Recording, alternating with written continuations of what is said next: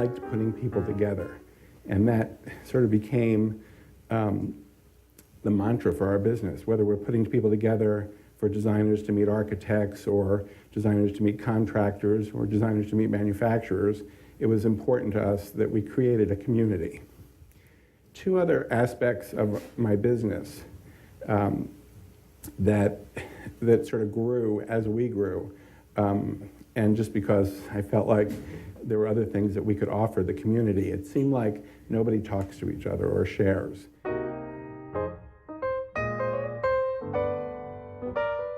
The first thing I did is with a man named Peter Salick, who owns Waterworks. He and I formed a partnership to create what's called the Design Leadership Summit. And the Design Leadership Summit started 5 years ago. So we've had it in Aspen, then Montecito, Charleston, last year in New Orleans.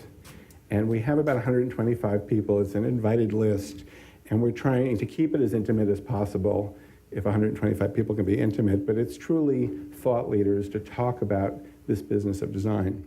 The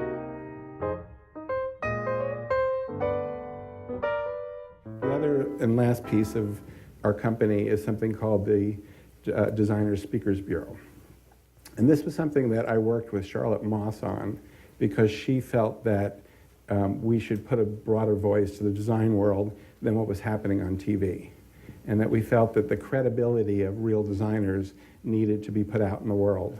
And so the Designer Speakers Bureau was created to allow people who are having, whether it's a waste management convention and you want to have a designer come and speak to the spousal group, we would provide that designer. Whether you're on a cruise ship, problem with cruise ship is that you're stuck on the cruise ship. But you could go on and speak, and there's, people are very interested in this profession.